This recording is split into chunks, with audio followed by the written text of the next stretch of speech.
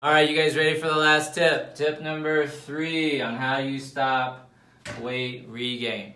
Now this one's important because it goes to all your reasons. Okay? Your reasons.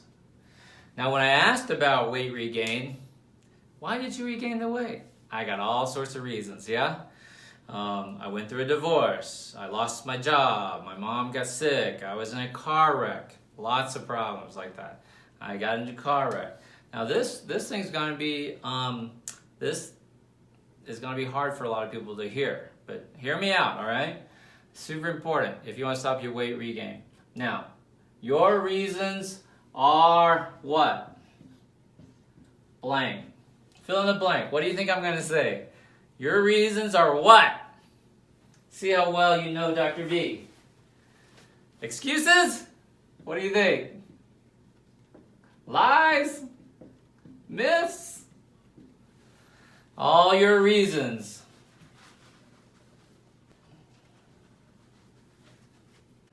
They're valid. Psyched you out, didn't I? All your reasons. All of them. All of your reasons are valid. You're right. You had a car wreck. You hurt your back. You sat around and ate a bunch of food. Yep, you did that.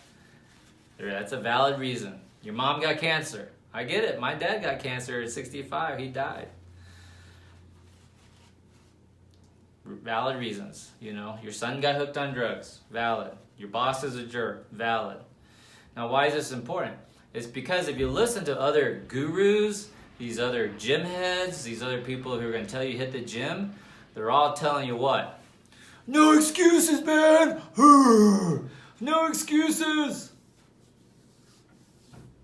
All your reasons are excuses. Quit being like a pussy. Quit being a wimp. I'm telling you the opposite. All your reasons are valid. Because it's true.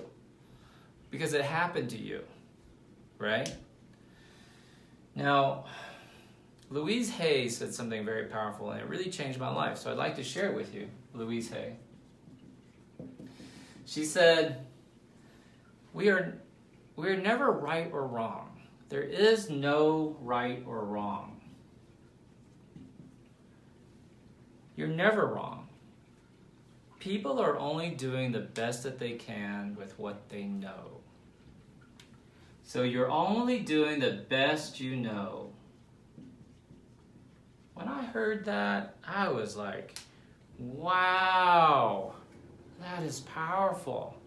My patients who first come to see me only did the best that they knew how. You're only doing the best you know how. Your weight regain is the best you know how to handle, to deal with, to cope with. And instead of like getting angry and berating people, I switched my stance. And I thought, no, you're valid. Your reasons are valid.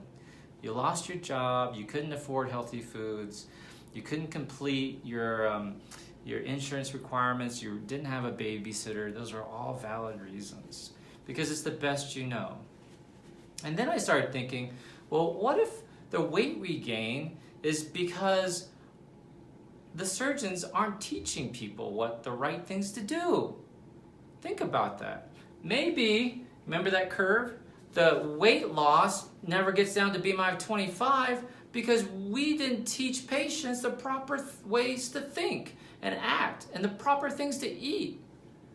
Right? You all should be having green smoothies for breakfast and salads and fruits and veggies, not premier protein shakes. But most programs tell patients to eat protein shakes. That's just wrong. So maybe the average patient doesn't get down to BMI of 25, not because of them, but because of what we're telling them.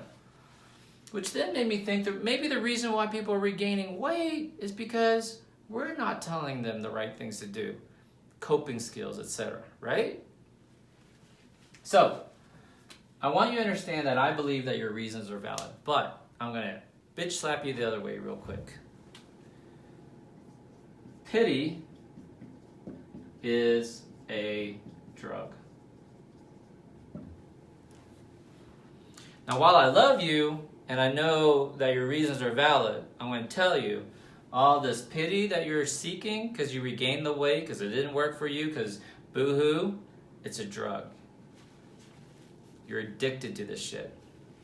And with social media, Facebook and Instagram, it is so easy to go on social media right now and air your grievances and tell the world how you've been wronged. And we get addicted to it. I do too. I get upset when I post something and it only gets like 10 likes. and no one shared it and no one commented. See, it's a drug. I get addicted to it too. But what happens is when you combine that second tip, that false belief, you start attracting these other people who are like, yeah, I have the same problem. Yeah, my doctor didn't tell me what to do either. Yeah, my husband cheated on me too. Yeah. You see what I'm saying? And it becomes a drug. And you just post more and more about it. And you want to tell people. And it gets worse and worse. Like, so when people stop, you post about how bad things have been to you, and fewer people to respond to it, you get addicted, and now you're like, I need a bigger hit. So now I'm going to start telling people, oh my gosh, I'm on antidepressants. Or my husband left me because he was gay. Before you wouldn't say that stuff, but now you need this reaction. And then it's worse, because then we get into these little secret groups, these closed groups, because somehow like we're special and we don't want people to know our business. Well, then why are you on Facebook in a group? Airing it to strangers. Well, because it's supposed to be people that only have had weight loss surgery. No. Anybody can say they had weight loss surgery and get sent into a group. It's a drug, man. Your pity is a drug. So all your reasons, while they're valid, you gotta let them go. Right? Let them go. And when you start letting go, that's when you can start change. It's this saying that you can't climb the next ladder without letting go, right? Of that rung. To climb the ladder, you got to let go to go up, right?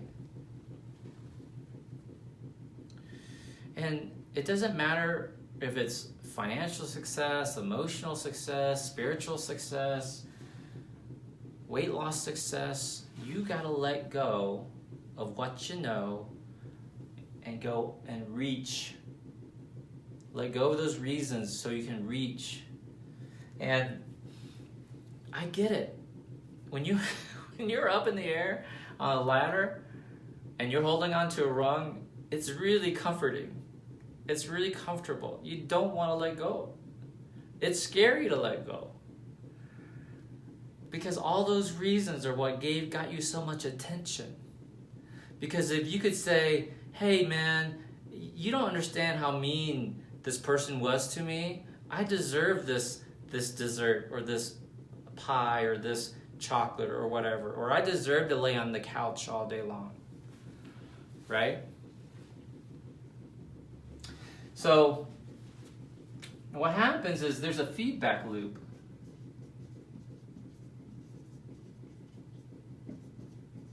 That's what makes it addictive. That's the same thing as a drug. You get a high on it, and then when the drug gets out of your system, it drops you down. So you need another hit. Get high again. It goes away. You post something negative on Facebook. People say, "Oh, poor you." You get a high on it, and then the Facebook feed changes, and no one's commenting anymore because no one sees your posts. Then you gotta re-hit another again and again and again. And I'm calling out the weight loss surgery community because what I have seen, and you guys are seeing it, is that the weight loss surgery community has gotten into a bad cycle where you're just perpetuating the same shit over and over again. The bad information. Chicken McNuggets with cheese sauce. right? Premier protein shakes. Go to the gym. Let me tell you, man, going to the gym is not good for weight loss. But everybody who wants to defend their position about weight regain will say something like this. Dr. Vuong, I'm back on it. I'm back on my protein shakes and I'm going to start going to the gym again. Like, dude, the gym is not good for weight loss. I get it. The gym is good for fitness and cardiovascular health and maybe some stress relief. But it is not good for weight loss. Because all of them go back and go, I don't understand why I gained 10 pounds. Because we are passing on bad information. And we got to stop it. The best thing you can do when someone sits there and, repeat it, says, hey, this bad thing happened to me and I really want to eat. It's like, well, don't do it. And then they post again. Don't do it. They post again. Eventually you have to, set them straight. Be like, dude, nothing's going to change if you don't change. Okay? Now, the last thing I'm going to say is this. Because it's New Year's. But it can be any time of the year. But it just happens to be New Year's. And a lot of people are going to make resolutions. And there's no difference between this New Year's resolution or in April when you decide to have weight loss surgery, or in May when you decide to get back on track. Whatever it is, we're going to make these quote-unquote resolutions. But here's the problem with New Year's resolutions or any resolutions. Just because you say it, they are not decisions. So a resolution is not a decision. They're not. Because you're going to stop the gym here in a couple of weeks. You're going to get off track with your green smoothies and salads. The whole, we have a 365 days. It's a whole new book. It's a whole new chapter of our lives. And we can do this. And oh my God, this drives me crazy. 2019 is going to be my year. But what fucking happened in 2018? What about 2017? Why'd you gain 20 pounds in 2017? Why'd you drop out of college in 2010? No one starts off the year going, 2019 is going to suck. This year is going to be awful. But there's really no difference between January 1st and July 1st or October 1st. Except for this, the decision. At any moment, you can decide. And I will leave you with that one last tip. Bonus tip number 4. At any moment, you are one decision away from changing your life. Hear me now. At any moment, you are one decision away from changing your life. You can decide to take my advice, go to your kitchen, get rid of all your junk. You can decide to reread my books. You can decide to go back and watch my videos. You can decide to go grocery shopping, start eating right again.